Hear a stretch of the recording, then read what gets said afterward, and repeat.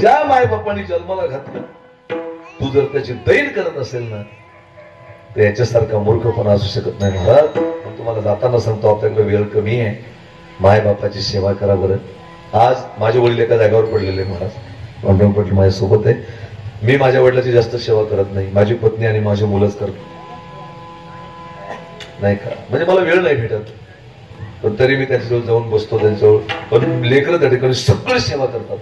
आणि एक सांगू का तुम्हाला जर म्हातारपण चांगलं घालवायचं असेल ना, तर तुमच्या लेकरासमोर तुम्ही तुमच्या मायबापा बरोबर चांगले वागले पाहिजे, तेव्हा तुमचं म्हातारपण चांगलं जाईल.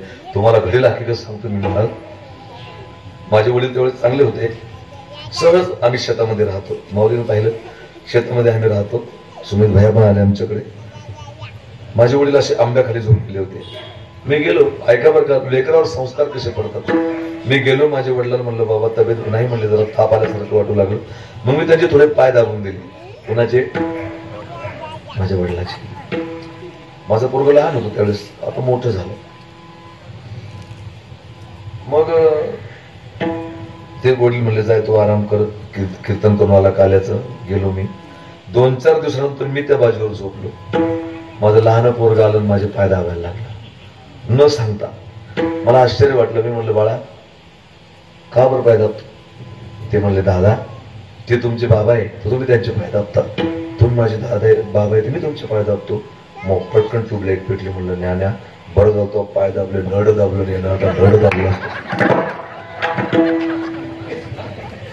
तुम्ही जसं तुम्ही वागाल हे तर त्याच्यावर दिसेष्टा तत्त तितवचन पितृवचन. राम प्रभुण तापस भेस विशेष उदासी 14 बरस राम बनवासे. बापाच्या आईच्या एका वचनावर 14 वर्षाचा वनवास माझ्या रामानं भोगला. ही आमची भारतीय परंपरा आहे, लक्षात घ्या. ही आमची भारतीय संस्कृती आहे. हेच विष्णूची महापूजा.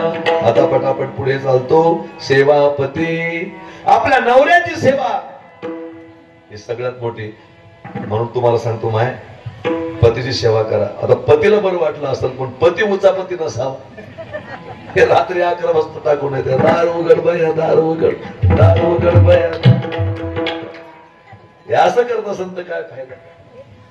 आपल्या पतीची सेवा 4 प्रकारच्या पतिव्रता सांगितल्या.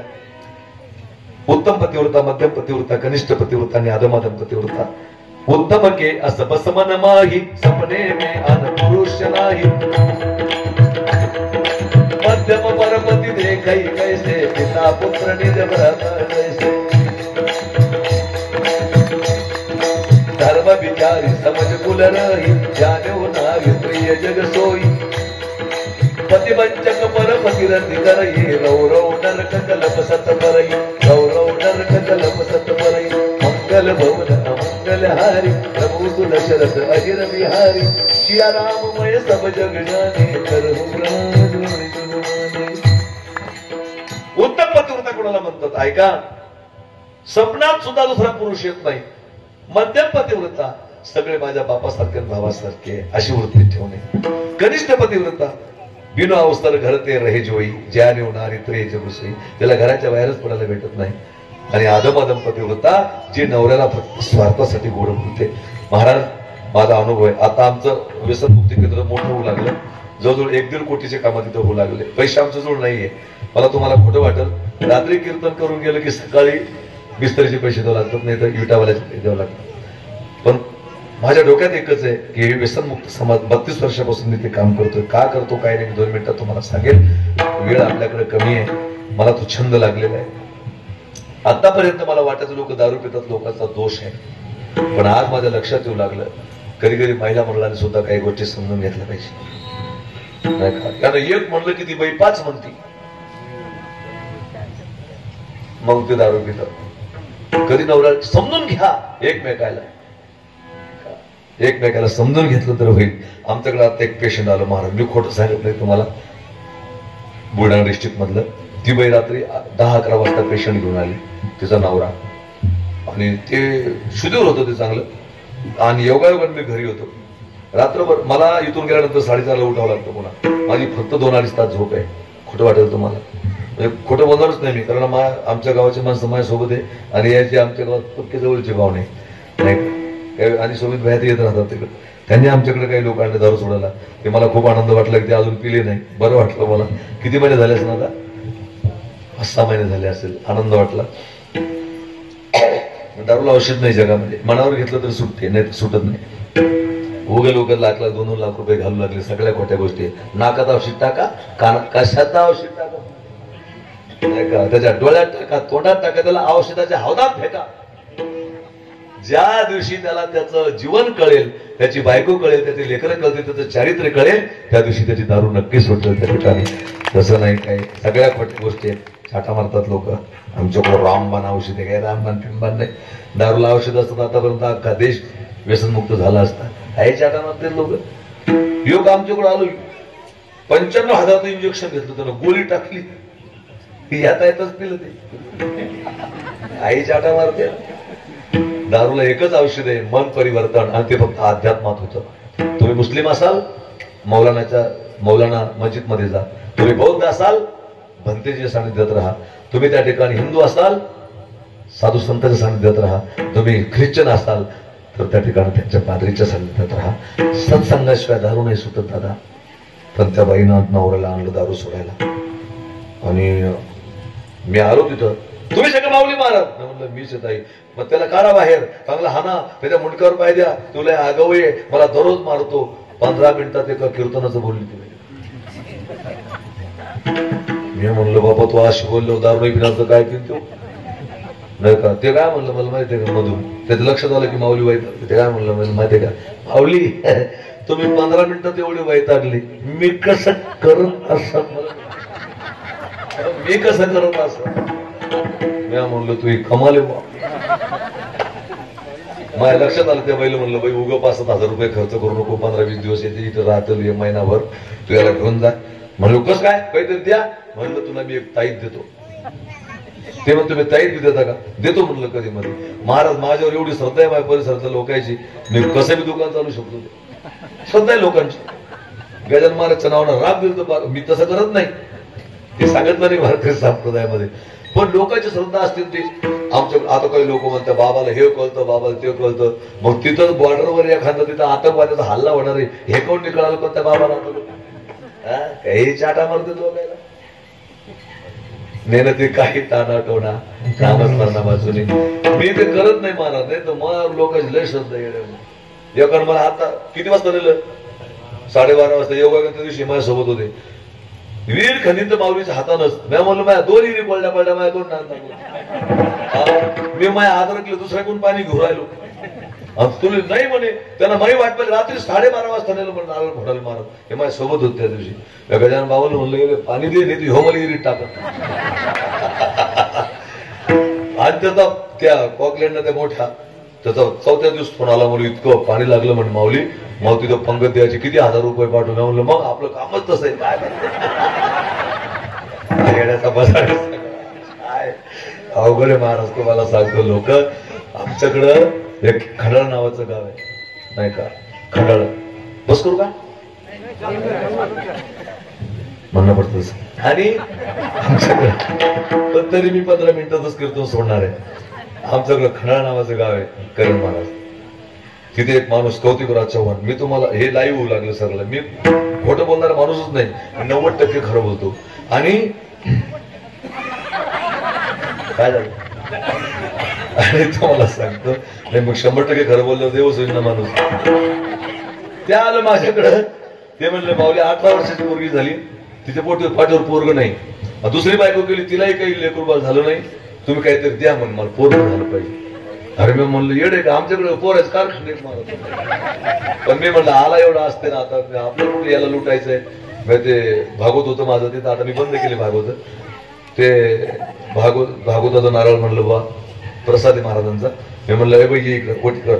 मी फेकलो नारळ तर बाईची ओटीमध्ये. गजानन महाराजला प्रार्थना केली. खराचा माणूस कौतिकराच्या आणि आता मी म्हणलं आपल्याला यायला कुठे लुटायचंय, मग दिलं देवाच्या नावानं काय हो, आणि आपल्याला तू पुन्हा कुठे या गावात यायचं. मी तुम्हाला खोटं वाटलं महाराज.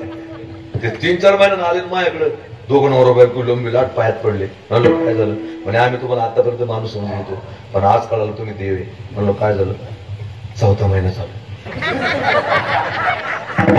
महाराज जे लोक माझ्याकडे सुरू झाले, नारळ घेऊन तिकून वटीत टाकतात. मला 12 वर्षातून एकदाच हुल्ल किती नारळ द्यायची, अजून 12 वर्ष थांबा. कुठं नाही करत, हे आपली साधना जायचं काम आहे, आपला अभ्यास नाही होणार. म्हणलं असे लोक आहेत. ती बाई मला म्हणली, मी म्हणलं बाई ताईत घेऊन जाय बरं, तुझा नवरा तुला दररोज मारतो ना. ती 15 मिनिटं कीर्तनाचं बोलली ना, काय लक्षात आलं? तुझा नवरा तुला मारतो ना. मारणार नाही म्हणलं. म्हणजे ताई त्याला काय करू? कमरेत बांधायचा, दंडात बांधायचा, ती गळ्यात बांधायचा. म्हणलं बांधायचं कुठंच नाही, फक्त 1 महिनाभर ताई तुझ्या जवळ ठेव. तुझ्या नवऱ्यानं घरात पाय दिला की ताईत दाताखाली दाबून धरायचा. जवळ तुझा नवरा घरात आहे तवर ताईत दाता खालचा काढायचा, असंच बोलायचं. हा ते म्हणे मग काय होईल? म्हणलं तू पाय.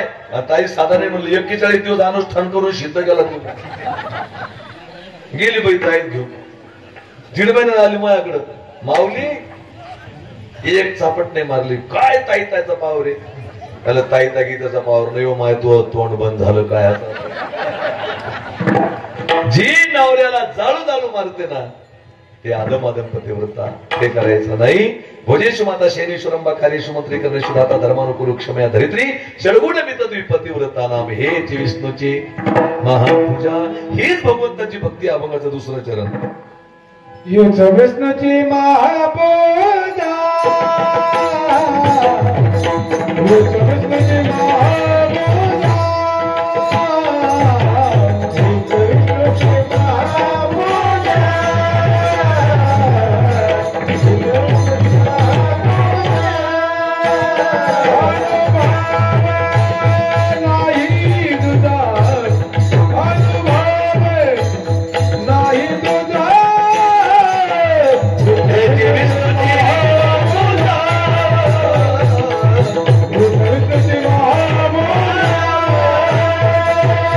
हीच विष्णूची महापूजा. तुका म्हणे चाकून सांगे मज अनुभव हे अंगे. अजून सत्य बोले मुखे दुखवे अनेकांच्या दुःखे. नाही या मुखानं खरं बोलायला पाहिजे माणूस. दुसऱ्याच्या दुःखानं दुःख व्हायला पाहिजे. निज प्रताप द्रवई नवनीता पर दुःख द्रवई संत सुपनीता.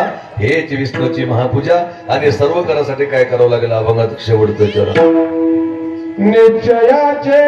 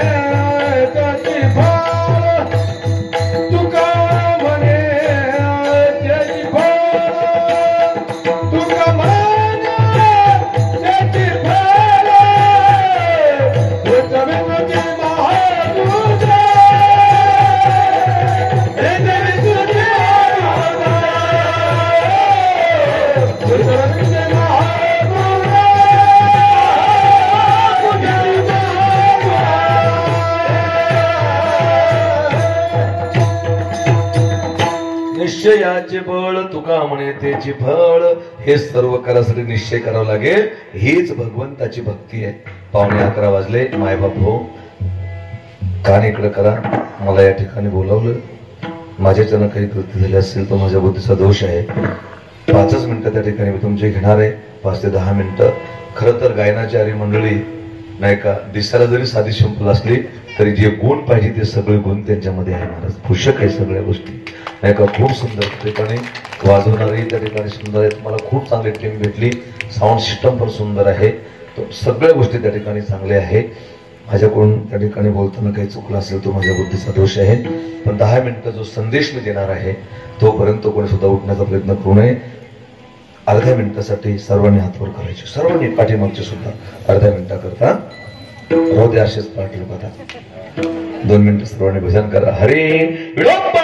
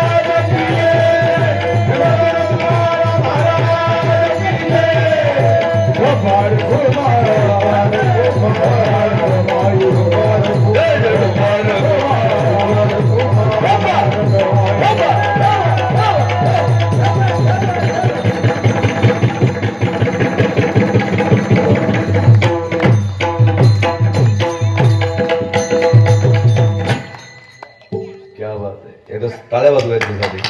स्वामी काज गुरु भक्ती पितृवचन सेवापते हेच विष्णूची महापूजा अनुभव नाही तुझा. जाताना एक शेवटचा संदेश देऊन जातो. मी गेल्या 32 वर्षापासून महाराज नुसता वेड्यासारखं त्या ठिकाणी फिरतोय. आता मला दादाने प्रश्न केला की माऊली तुम्ही व्यसनमुक्तीचं काम करता, काय कारण याच्या पाठीमागचा काय उद्देश आहे? खरं तर महाराज भगवंताला जर एखादी गोष्ट करून घ्यायची असली तर तो करून घेतो त्या ठिकाणी. माझा एक प्रश्न तुम्हाला असा आहे, इथं मुस्लिम समाज किती टक्के आहे? मुस्लिम बांधव 40-45%. 40-45% किती जण दारू पितात? थोडं ऑब्झर्वेशन करा. किती जण पितात? माझे काही प्रश्न तुमच्या समोर आहे, घेऊ ना 5 मिनिटं. माझे काही प्रश्न तुमच्या समोर आहे, त्याचे उत्तर तुम्ही घरी शोधा. ऐका, बाजार कुठला आहे तुम्हाला? छत्रपती संभाजीनगर, औरंगाबाद संभाजीनगर, बरोबर? ऐका, तुम्ही बाजार पट्ट्यात गेल्यानंतर आतापर्यंत एखादा मुस्लिम समाजाचा व्यक्ती तुम्हाला बाजार त्यांनी सगळा घेतला, जास्त दारू झाली आणि तो बाजार पट्ट्यामध्ये बाजाराची थैली घेऊन पडले, तुम्ही आतापर्यंत एखादा व्यक्ती पाहिला काय? मुस्लिम बांधव नाही पाहिला. ऐका, इकडे लक्ष द्या, नाही पाहिला. हिंदू अनेक ठिकाणी. तुम्ही हसल्यावर जाऊ नका. तुम्ही या प्रश्नाचे उत्तर तुम्ही शोधा, तुमच्या मनाला शोधा. दुसरा माझा प्रश्न तुम्हाला असा आहे, एक मुस्लिम समाजाचा बांधव, कारण महाराज माझ्या बांधाला बांध मुस्लिम समाज आहे, बरोबर? माझ्या बांधाला बांध, पण आम्ही प्रेमाने राहतो सगळे. आम्हाला माहिती आहे, आमच्या सफराला आग लागली ना, आमचे हांडे एकमेकाच्या अगोदर तिथे येतील, बाहेरचे लोक येणार, पेट होणारे तिथं. हे आम्हाला चांगल्या प्रकारे माहिती आहे, त्याच्यामुळे आम्ही सगळे त्या ठिकाणी प्रेमाने वागतो, नाही का? आणि एक तुम्हाला गोष्ट सांगून जातो, गाव पातळीवर त्या ठिकाणी प्रत्येकाने व्यवस्थित राहायला पाहिजे, या मताचा मी माणूस आहे, नाही का? शेवटी आपण एकमेकाला सोडून नाही राहू शकत, एकमेकाला सोडून नाही जाऊ शकत, अशी परिस्थिती आहे. कोणी हिंदू या मुसलमान, कोणी शीख बौद्ध आहे, अभिमान हा मला की मी भारतीय आहे, या वृत्तीनं प्रत्येकाने त्या ठिकाणी जगलं पाहिजे. दुसरा माझा प्रश्न आहे, एखादा मुस्लिम समाजाचा व्यक्ती गाडी घेऊन चालला, मोटरसायकल, त्यांची बायको लेकर बाळा त्या ठिकाणी गाडीवर बसलेले आहेत आणि अचानक देशीदारू दुकान दिसलं, त्यांनी गाडी उभी केली, बायको लेकर गाडीजवळ उभे केले, तो देशीदारू दुकानात घुसला, एक त्यात मार्केट पुढे पुसत बाहेर आला. असा एखादा मुस्लिम बांधव दिसला तुम्हाला? नाही दिसला. आपले दुसरा माझा प्रश्न तुम्हाला असा आहे की मुस्लिम समाजामध्ये कितीही मोठा श्रीमंत माणूस असू द्या, त्यांनी ओपन मंडप लावून लग्न केलं नाही केलं? आम्ही तर लय आमच्या डोक्यात खिळे, व्याजानं काढीन पण भावमदाची चिरवी नस आणि पुढे दारीन तोडीत त्या पोरीला मुळ्या बांधायला. जास्त खर्च केला म्हणजे गोरेबान पोरं होते, तर कमी खर्च केला म्हणजे काळे लेकर होते. या गोष्टी आम्ही कुठेतरी जाणल्या पाहिजे, कुठेतरी या गोष्टी आम्ही पाळल्या पाहिजे. दुसरा माझा प्रश्न तुम्हाला असा आहे की मुस्लिम समाजामध्ये लग्न आहे आणि त्या सगळ्या महिला खुश झाल्या आणि डीजे लावून नाचल्या का डीजेवर? आतापर्यंत एखादी मुस्लिम माता बघली पाहिजे तुम्ही? आता कोणा काढलं काय माहिती मला. त्या हळदीच्या दिवशी त्या डीजे लावून बाया नाचायला लागल्या आपल्याकडे. तुमच्याकडे आलं की नाही फेड मला सांगतो ना अजून? तुमच्या पाया पडतो माय, तुम्हाला मी भीक मागून जातोय, काय झालं तरी चालेल, पण त्या ठिकाणी डीजेवर त्या ठिकाणी आपली आबरू गमवू नका. तुमच्या पाया पडून त्या ठिकाणी सांगतो, अंग भरून कपडे घाला. ज्या पोरीच्या अंगावर, ज्या स्त्रीच्या अंगावर अंग भरून कपडे आहे ना, तिच्याकडे कोणी जर पाहिलं तर तिला, त्या माणसाला त्यात आपली बहीण दिसेल, जिच्या अंगावर अंग भरून कपडे, जिचं त्या ठिकाणी सुंदरपैकी डोक्यावर पदर असेल, किंवा एखादी मुलगी असेल, तिचं पूर्ण त्या ठिकाणी त्या ठिकाणी अंग भरून कपडे घातलेले असेल, तिच्याकडे पाहण्याचा दृष्टिकोन चांगलाच राहील प्रत्येकाचा. पण तिच्या अंगावरचे कपडे जेव्हा त्या ठिकाणी सनी लिओन सारखे असतील ना, तर तिच्याकडे पाहायची दृष्टी समोरच्या माणसाची नक्कीच त्या ठिकाणी बदलते. वाईट जरी नसली तरी ही पोरगी चांगली नाही, ही भावना तरी त्याच्या मनामध्ये त्या ठिकाणी येते.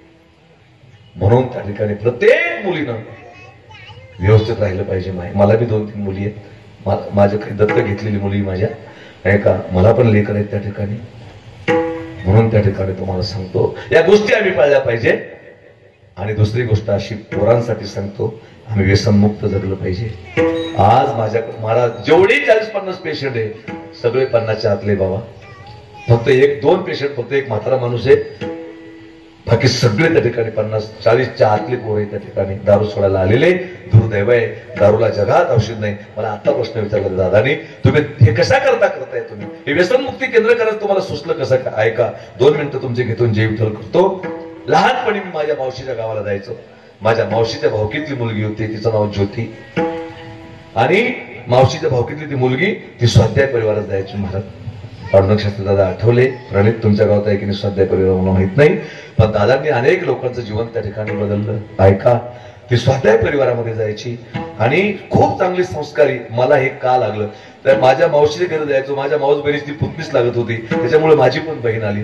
तिला माझे विचार इथले पटायचे, तोंड भरून मला ज्ञानदादा म्हणायचे. इकडे लक्ष द्या बरं, मी व्यसनमुक्तीच्या नादे, हे व्यसनमुक्तीचं काम मी का करतो हे भगवंताला करून घ्यायचं होतं. वास्तविक पाहता माझे वडील माळकरी आहे, माझ्या घरी 3री-4थी पिढी आहे वारकऱ्याची. माझ्या घरात त्या ठिकाणी माहित नाही आम्हाला बाकीच्या गोष्टी, सगळं परिवार माझा माळकरी आहे. पण हे मी का करतोय माहिती आहे तुम्हाला? आणि मी मावशीच्या घरी जात असताना आम्ही एकत्र राहायचो, एकत्र खेळायचो. आणि तेव्हा त्या मुलीला त्या ठिकाणी मैको कंपनी होती बाबा अगोदरच्या काळामध्ये, नाही का, ते दोरा पोंगळीचे प्लाट होते, ते सोलन पोळीचे म्हणायचे.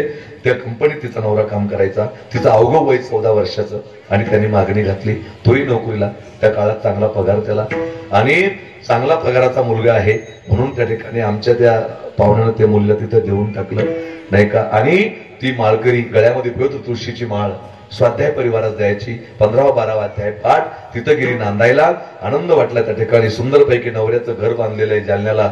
मस्तपैकी घराच्या समोर एक बगीचा आहे. आनंदाचा सुखाचा संसार. पण दुसऱ्या मुलाला आली, खुश होती. आणि तिसऱ्या मुलाला जेव्हा आली तेव्हा आईनं पाहिलं त्या ठिकाणी, ज्योती तुझ्या डोळ्यात पाणी बेटा, काय झालं बाळा? तिने सांगितलं, नाही आई सगळं चांगलंय ग, पण माझा नवरा कधीतरी दारू पितो त्या ठिकाणी. माझा नवरा दारुडे आहे, दारू पितोय. आईला त्या ठिकाणी वाईट वाटलं. सांगितलं, बाळा काही विलाज नाही, त्या ठिकाणी सुधरेल तो. दिवसामागून दिवस जात होते. लग्नाला त्या ठिकाणी काही महिने झाले आणि 1-1.5 वर्ष लग्नाला झालं. त्यांच्या प्रपंचाच्या वेळीवर एक सुंदर कळी उमलली. तिला एक सुंदर मुलगी झाली. ती स्वाध्याय परिवारात काम करत असल्यामुळे त्या मुलीचं नाव तिने वेदिका ठेवलं. वेदिका त्या ठिकाणी सुंदर सुंदर ती मुलगी, डोळ्यासमोर चित्र आणि सुखाचा संसार होता. हा त्या ठिकाणी जायचा, दिसायला खूप सुंदर त्या ठिकाणी ती होती. आणि हा त्या ठिकाणी जात असताना याचं दारूचं प्रमाण जास्त वाढलं ना, संशय वृत्तीचा वाढला. त्याच्या घरामध्ये संशय आला ना दादा, त्याच्या घरात सत्यानाश व्हायला वेळ लागत नाही, लक्षात घ्या. म्हणून काही झालं तरी चालेल, पण पती पत्नीनं एकमेकांपासून बोलून मोकळं व्हा. एकमेकाच्या विषयी मनामध्ये जर काही संशयाची पाल चुकली असेल ना, तर एकमेकाला बोलून मोकळं व्हा. पण एकमेकाच्या मनामध्ये आड्या ठेवून त्या ठिकाणी मनात खुसफुसून त्या ठिकाणी स्वतःची झोप उडून देऊ नका त्या ठिकाणी. एवढी गोष्ट लक्षात असू द्या. जेवढं तुम्ही बोलाल ना मोकळं, तेवढं तुम्ही मोकळं व्हाल. आणि 2 गोष्टी जीवनामध्ये करायला शिका गड्या, माफी मागायला शिका आणि माफ करायला शिका. या 2 गोष्टी ज्याच्या जीवनात आहे त्याच्या जीवनामध्ये कधीच वाटोळ होऊ शकत नाही. त्या ठिकाणी तिला मग कधीतरी मारायचा, संशय घ्यायचा, संशय वृत्तीने त्या ठिकाणी बोलायचा. असं करता करता शॉर्टकट मध्ये 2 मिनिटाचं माझं कीर्तन राहिलं. असं संशय वृत्तीने त्या ठिकाणी मी बोलत असताना पोरगी आता सुंदर पैकी रांगायला लागली. रांगता रांगता उभी राहायला लागली. उभी राहता राहता लुटलुटू चालायला लागली. कधीतरी त्या ठिकाणी दारू पियला नसला, खुशीत असला की तिथं मस्त पैकी झोपाळा होता. त्या बगीच्यामध्ये घराच्या समोर सुंदर छोटंसं गार्डन आहे, तिथं झोपाळा होता. दोघे नवरा बायको त्या वेदिकेला त्या झोपाळ्यात बसवायचे, मस्तपैकी झोका द्यायचे. आनंदाचा संसार होता, सुखाचा संसार त्यांचा त्या ठिकाणी फुलला होता. कधी कधी चांगल्या संसाराला दृष्ट लागते. आणि असं त्या ठिकाणी नेहमी. पण कधी कधी राग आला तर तिला मारायचा, संशयानं बोलायचा. एक दिवस तिला उपवास होता, सोमवारचा उपवास करायची, सोमवारचा उपवास होता तिला. तेवढ्यामध्ये तिने सुंदर स्वयंपाक केला. नवरा थोडा उशीर झाला, भूक लागली होती, पोटामध्ये भूक दम निघत नव्हता, नाही का, इकडे लक्ष द्या बरं का, 5 मिनिटं, दम निघत नव्हता. आणि तेवढ्यामध्ये त्या ठिकाणी तिला वाटलं नवऱ्याला उशीर होईल, मला भूक लागली, सोमवार आहे. तिने सोमवार सोडून घेतला. संध्याकाळच्या वेळेला हा घरी आला, सांगितलं पटकन ताटकर आपल्याला जेवायचंय. तिने सांगितलं मला माफ करा, कारण मला भूक लागली होती, उपवास होता, त्याच्यामुळे मी त्या ठिकाणी जेवण केलं. तेवढ्यात महाराज मागचा पुढचा विचार न करता तिला एवढं मारलं. त्यानं सांगितलं आपली संस्कृती अशी का, तुला थोडी लाज वाटते का, नवऱ्याच्या अगोदर जेवण करतेस? सीता माता अशीच लागली का? प्रत्येक व्यक्तीला असं वाटतं की माझी बायको सीतेसारखी पवित्र असावी, पण कधीतरी त्या व्यक्तीनं गोदरेज कपाटाच्या आरशात पाहिलं पाहिजे मी रामासारखं आहे का. म्हणून तुम्ही रामासारखं असाल तर तुमची बायको नक्की सीतेसारखी असेल. तेवढ्यात तिनं सांगितलं याच्यानंतर मी कधीच तुमच्या अगोदर जेवणार नाही, पण मला मारू नका. त्या ठिकाणी ठीक आहे. नंतर तो दिवस त्या ठिकाणी टळला. जेवण वगैरे त्याने थोडं त्या ठिकाणी केलं. त्या गोष्टीला 3 महिने झाले. पोरगी आता शाळेत जायला लागली होती, मस्त त्या ठिकाणी ती मस्त पहिल्या वर्गात जायला लागली, मस्त त्या ठिकाणी बोलत होती. दिसायला खूप सुंदर त्या ठिकाणी ती मुलगी. आता त्या ठिकाणी ती IT इंजिनियर झाली. इतकं सुंदर त्या ठिकाणी घरातलं वातावरण होतं. आणि अशी त्या ठिकाणी परिस्थिती असताना एक दिवसाचा प्रसंग आहे. 2-3 महिने झाले. तिनं त्या ठिकाणी सुंदरपैकी पोरगी शाळेतून आली. मम्मा भूक लागली मला. थोडं सांगितलं बाळा आता स्वयंपाक करते. तिला सुंदरपैकी वरण भात पोळी भाजी स्वयंपाक केला. त्या दिवशी तिला सोमवार होता, खूप मोठी भूक लागली होती. तेवढ्यात त्या ठिकाणी संध्याकाळचे 6, 6:30, 7 वाजले. तेवढ्यात तिनं सांगितलं त्या ठिकाणी पोरीला, वेदू तू जेवण कर बाळा. तिनं सांगितलं नाही मम्मा तसं नाही जेवणार मी, पप्पाला येऊ दे. त्या ठिकाणी पप्पा आले की आपण तिघं पण त्या ठिकाणी जेवण करू. तिला भूक लागली होती, काय करावं काही कळत नव्हतं. संध्याकाळचे 7 वाजले, 7:30 वाजले, 8 वाजले, 8:30 वाजले, 8:45 वाजले. आता पोरीला झोप यायला लागली. सांगितलं मम्मी त्या ठिकाणी कसं करते ग? सांगितलं बाळा तू जेवून घे. सांगितलं नाही मम्मी आपण तिघं पण बरोबर जेवून, पण मला झोप येऊ लागली. सांगितलं मग 5 मिनिटं तू थोडं झोप. त्या आईनं त्या लेकीला त्या ठिकाणी आपल्या कुशीमध्ये घेतलं. फॅन चालू होता. अवघ्या 5-10 मिनिटात त्या पोरीला झोप लागली. शांत ते लेकरू झोपी गेलं. रात्रीचे 10, 10:15 झाले. नंतर हिला झोप येत नव्हती, हिच्या पोटात काही नव्हतं. हिनं त्या ठिकाणी आवाज दिला. यानं आवाज दिला, ए घर उघड. हा दारू पिलेला होता. आतापर्यंत जेवढे क्राईम झाले दादा ते फक्त दारू पिऊनच झाले. थोडं ऑब्झर्वेशन करा. 90% ऍक्सिडेंट झाला असेल दारू पिऊन, 10% अपवाद असेल त्या गोष्टी नाही का. बायकोला मारला असेल दारू पिऊन, धिंगाणा झाला असेल दारू पिऊन, लग्नामध्ये भांडणं झाले असतील दारू पिऊन, भावकीत मारामारा झाल्या असतील दारू पिऊन, कोणी कोणाला त्या ठिकाणी वाईट फळ बोलला असेल दारू पिऊन. 90% गोष्टी त्या ठिकाणी फक्त दारूमुळे समाजामध्ये घडू लागल्या. 10% त्याला अपवाद आहे. नंतर त्या ठिकाणी हा दारू पिलेला होता. पूर्वी शांत झोपलेली होती. स्वयंपाक त्या ठिकाणी सुंदर केलेला होता. भाजीचा सुंदर सुगंध त्या ठिकाणी येत होता. आणि दरवाजा ठोकला. इतका आनंद वाटला तिला. नवरा आला घरी. आता काही टेन्शन नाही. लगेच लेकीला उठवते, मस्त जेवण करू, शांत तिला त्या ठिकाणी झोपू. तिने लगेच पहिल्याच आवाजात दरवाजा खोलला. तेवढ्याच आवाजात दरवाजा खोलल्याबरोबर यानं आत आला. दरवाजा लावला. पहिली तिच्या कानाखाली वाजवली. सांगितलं हरामखोर पहिल्याच आवाजात उठली तू, तुला झोप कशी काय लागली नाही? तू त्या ठिकाणी जागी कशी काय होती तेवढं सांग. कोण आलं होतं तुला भेटायला?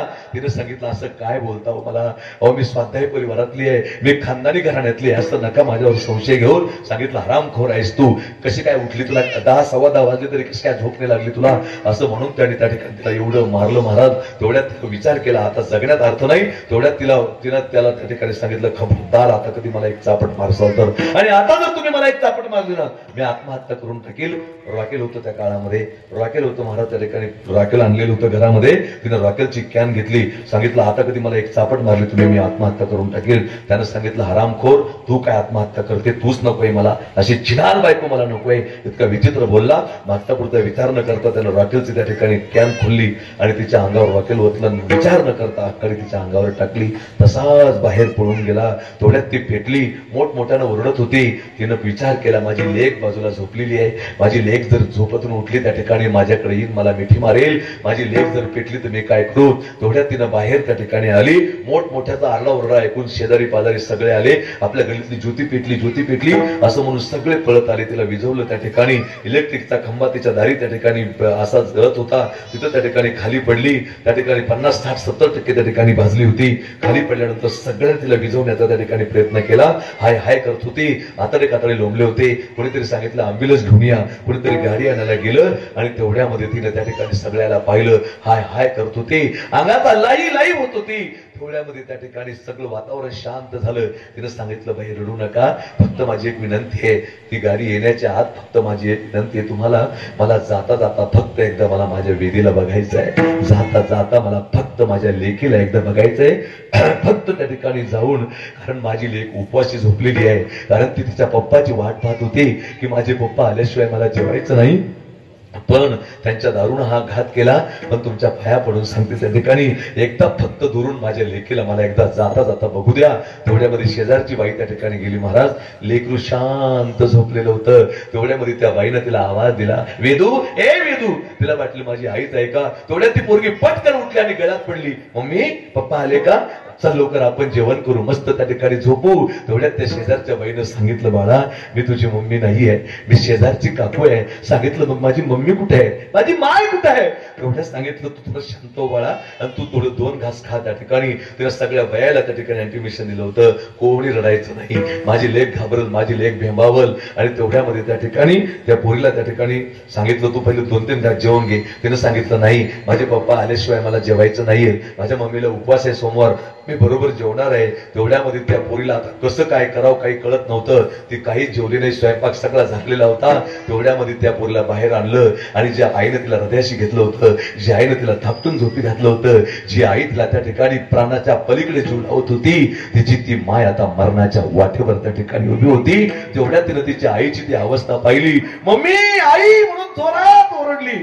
त्या ठिकाणी सांगितलं, ए आई काय झालं ग तुला हे. तेवढ्यात त्या बाईने विचार केला, मी जर त्या ठिकाणी नवऱ्याचं नाव जर सांगितलं तर माझा नवरा त्या ठिकाणी जेलमध्ये जाईल आणि माझी लेक बापा वाचून सुद्धा पोरकी होईल. तर तिनं सांगितलं माझ्या अंगावर, अरे हा ज्ञानोबरायचा महाराष्ट्र आहे, हा तुकोबरायचा महाराष्ट्र आहे, हा डॉक्टर बाबासाहेब आंबेडकरांच्या विचारांना प्रेरित झालेला महाराष्ट्र आहे, हा माझ्या छत्रपती शिवांचा महाराष्ट्र आहे, हा छत्रपती संभाजीराजांचा महाराष्ट्र आहे, हा तुकोबा ज्ञानोबा 18 पगड जातीच्या संतांनी भरलेला हा महाराष्ट्र आहे, सर्वांच्या विचारांनी प्रेरित झालेला महाराष्ट्र आहे. या महाराष्ट्राच्या मातीमध्ये अनेक चिमण्यांचा जीव नवऱ्याने घेतला, पण त्या चिमण्यांचं कारण सांगितलं, हे सगळ्यात मोठं दुर्दैव या देशाचं त्या ठिकाणी आहे. सांगितलं त्या ठिकाणी मला काहीच त्या ठिकाणी करू नका.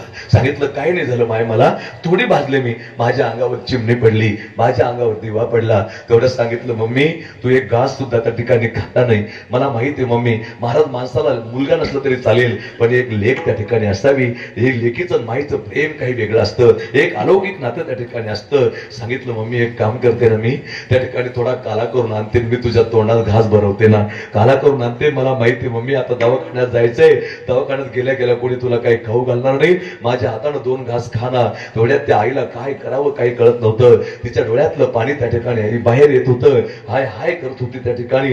तेवढ्यात शेजारच्या बाईला सांगितलं माझ्या लेकीला जीव लावा, आता तिला तुमच्याशिवाय कोणी नाही. तेवढ्यात तिचं लक्ष त्या झोक्याकडे गेलं.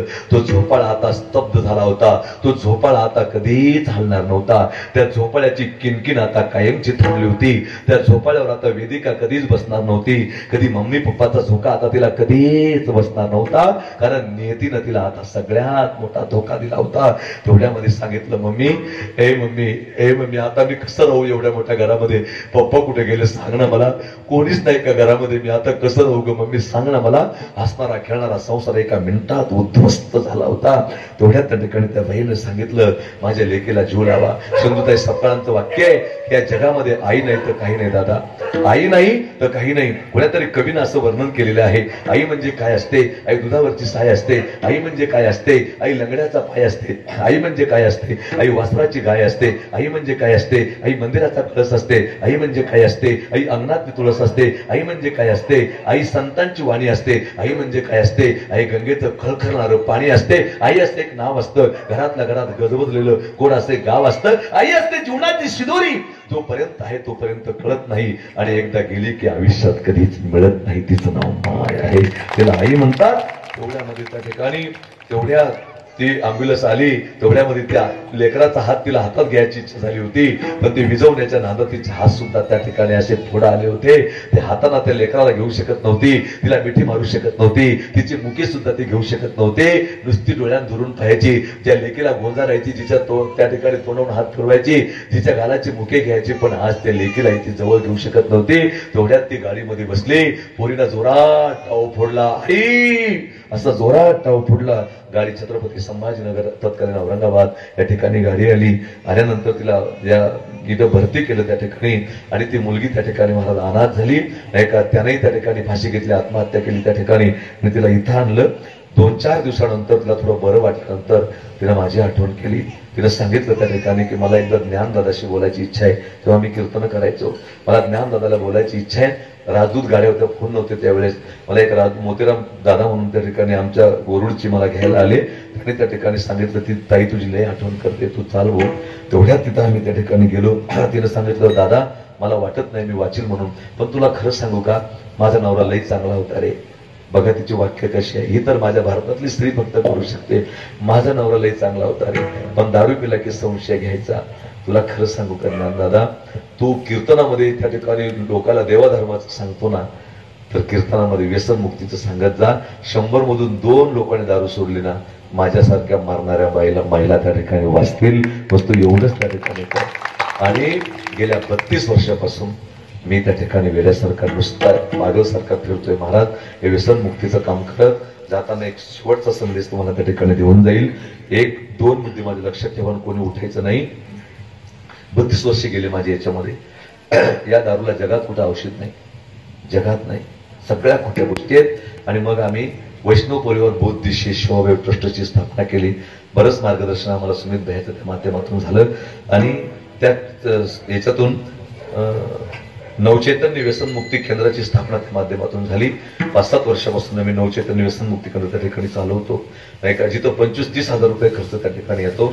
तर त्या ठिकाणी सगळं ते व्यवहार सगळा उघडा आहे. सगळं माझं व्हॉट्सअप फेसबुकला सगळं त्या ठिकाणी असतं. एका व्यक्तीवर जवळजवळ 6-6.5 हजार रुपये खर्च त्या ठिकाणी आमचा होतो. महाराष्ट्रातून महाराष्ट्राच्या बाहेरून माझ्याकडे लोक त्या ठिकाणी दारू सोडायला येतात. मला लोक विचारतात दारू सुटते का, मी म्हणतो तो जाता जाता येईल. पण सुमित भैयानं 2-3 पेशंट आमच्याकडे आणले, ते क्लिअर आहे. हे ऐकून मला खूप आनंद वाटला नाही का. दारूला जगात औषध नाही महाराज. आणि म्हणून तुम्हाला एक जाताना सांगून जातो, तुमच्या घरात तुमच्या नातेवाईकात जर कोणी दारू पित असेल, कुठंच त्याची सुटत नसेल, तुम्ही त्याला नाही म्हणून सोडलं असेल तर शिरूरला नक्की आणून घाला. असं समजा 7,000 रुपये ते आकारले जातात, 1100 रुपयाची फक्त पावती घेतला जाते गजानन महाराज मंदिराची. 6-7 हजार रुपये त्या पेशंटवर आमचे खर्च होतात नाही का. आज समजा माऊली महाराजांना आपला खिसा कापला नाही का आणि त्याला तिथे आणून घालण्याचा प्रयत्न करा. 15 ते 20 दिवस आम्ही त्याला तिथे ठेवतो. त्याचं खाणं पिणं राहणं, डॉक्टर, गोळ्या, औषध, सलाईन सगळं त्याच्यामध्ये. तुम्ही म्हणता आता सांगतो दारूला औषध नाही, मग तुम्ही देता काय. दारू पिणारा माणूस जेवण व्यवस्थित करत नाही, तो तिथं 3-3 पोळ्या खातो 8 दिवसामध्ये. दारू पिणारा माणूस संशय वृत्तीचा असतो, त्याला ते संशय काढायचे आम्ही धडे त्या ठिकाणी देतो. त्याचे अनेक प्रॉब्लेम असतात. तो घरात आल्यावर चिडचिडपणा करतो, बेचैन सारखा करतो, त्याला स्थिर करण्याचं काम त्या ठिकाणी आम्ही करतो. आणि अशा पद्धतीनं. आणि दुसरी गोष्ट अशी की तो जर तिथं 15-20 दिवस राहिला आणि तो जर पुन्हा दारू पिला नाही, आता तुम्ही पाठवलेली पेशंट आमच्याकडे 8 दिवस फुकट राहू शकता. तो दारू सोडून गेला, तो नंतर फुकट राहू शकतो 4-8 दिवस तिथे, त्याला पैसे लागत नाही. पण पिला तर त्याला फार्मच भरावं लागेल. दुसरी गोष्ट अशी, तो जर कुठल्याही जाती धर्मात, माळी, कोळी, तेली, तांबोळी, सुतार, कुमार, लोहार, मुस्लिम, बुद्धिस्ट, कुठल्याही जाती धर्मात असू द्या, तो जर भूमिहीन असेल, त्याच्याकडे बिलकुल जमीन नसेल, तर तो जर 3 वर्षे टेकला तर त्याच्या मुलीच्या लग्नाची सगळी हमी त्या ठिकाणी आमचं संस्थान घेतं. सगळी. तुम्ही म्हणताल महाराज तुम्ही टाटा मारत असाल, बिलकुल नाही महाराज. आता 2-3 लग्न केले आम्ही. आता परत एका लग्नाचे पैसे मी दिले आता माग. फक्त ती जाहिरात मी सध्या केली, कारण जेव्हा आम्ही त्याची जाहिरात करू तेव्हा त्याचे पाहुणे म्हणतील त्याला का घरून केलं, पाहुण्यानं लग्न, महाराजनं लग्न केलं. त्याचे आम्ही 6 महिन्यानंतर ती पोस्ट त्या ठिकाणी टाकतो नाही का. अशा पद्धतीचे कार्य त्या ठिकाणी सुरू आहे. म्हणून त्याची माहिती जर तुम्हाला लागली तर युट्यूबला जाऊन नवचैतन्य व्यसन मुक्ती केंद्र असं सर्च करा, किंवा आमच्या ड्रायव्हरकडे ते माहिती पत्रक आहे, किंवा साऊंड सिस्टम मला भैयाकडे आम्ही ते माहिती पत्रक ठेवून देतो. ज्यांच्या घरात दारूचे व्यसन आहे, ज्यांच्या नातेवाईकाकडे दारूचे व्यसन आहे, त्यांनी त्यांच्याकडून एक पॉम्पलेट त्या ठिकाणी एक पॉम्पलेट घेऊन जायचं आहे. इथं ड्रायव्हर साहेबाकडून न्या, नाहीतर उद्या सकाळी आमच्या साऊंड सिस्टमला भैयाकडून न्या नाही का. कुठल्याही प्रकारचा संकोच करू नका, तो काही माझा व्यवसाय नाहीये. आणि इथं तुमच्या इथं आता हे सेवालय या ठिकाणी पडलं सुमित भैयाचं, तिकडे सुद्धा तुमच्या परिसराचं लक्ष असावं. कळत नकळत माझ्याकडून काही चुकलं असेल, कोणी उठायचं नाही बरं, तो माझ्या बुद्धीचा दोष आहे. आणि गायक वादक मंडळी एकदम फ्री स्वभावाचे आहेत, चांगले आहेत. नाहीतर थोडं कीर्तन लावलं ना ते एकमेकाकडे कसे पाहतात हे मला चांगलं माहिती आहे. पण इथं तसं वातावरण नाही दिसलं, म्हणून मी 10-5 मिनिटं त्या ठिकाणी वाढवण्याचा प्रयत्न केला नाही का. आमच्या ताई साहेब या सगळे त्या ठिकाणी मंडळी नाही का, हार्मोनियमवाले दादा, सर्वांना त्या ठिकाणी धन्यवाद देतो. आणि कमिटीचं नाव मला कोणाचं माहित नाही त्या ठिकाणी नाही का. सर्वांना त्या ठिकाणी धन्यवाद देतो. भैयानी त्या ठिकाणी फोन केला, त्यालाही धन्यवाद देतो. आणि मागे माझं किती ते जेलर बाबा होते बघा इथं, जलर बाबा, त्यांनी मला आणलं होतं माग. नाही का, कधी कधी येतो त्यांचा फोन, अरे काय चाललं रे तुझं, कसा आहे तू, बरा आहे का रे तू, इतकं सुंदर बोलतात ते, मस्त वाटतं त्यांचं बोलणं ते, नाही का. आणि ते मला कुणीतरी सांगितलं की बा आता थकले, त्या ठिकाणी वय झालं, नाही का, त्यांचाही कधीतरी पुणे यायचं मला, असं त्या ठिकाणी सुंदर त्या ठिकाणी नियोजन आहे. हा सप्ताह बंद पडू देऊ नका आणि सर्वांनी एकोप्यानं राहा. बस एका सगळ्या जाती धर्माच्या लोकांनी एकोप्यानं राहा बरं, एवढा संदेश तुम्हाला देतो आणि या ठिकाणी थांबतो. देवाला एकच प्रार्थना करतो, निर्धन को धनवान बना दे या अल्लाह, नागुन को गुणवान बना दे या अल्लाह, सब जाति धर्म के लोग मिलजुल के रहे, ऐसा पूरा हिंदुस्तान बना दे या अल्लाह. भगवंताला एवढीच प्रार्थना त्या ठिकाणी करतो, नाही का. आणि चांगलं राहा, सगळे चांगले वागा एकमेकांशी, एवढा संदेश या माध्यमातून देतो आणि थांबतो. कोणी सुद्धा उठण्याचा प्रयत्न करू नये. ज्ञानेश्वर माऊली नारदास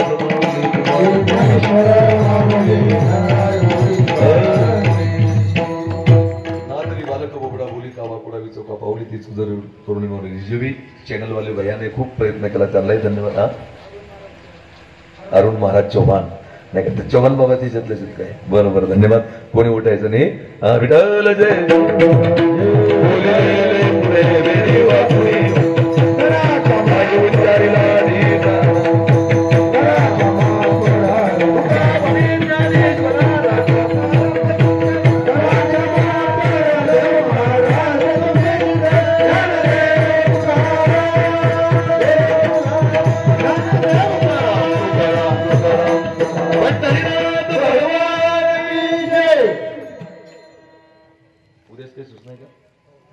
उद्याच सूचना ऐकल्याशिवाय कुठे जायचं. कोण बोलत, कोण येतं दादा उद्याच्या सूचना द्यायला? तुम्ही ऐका, बोला.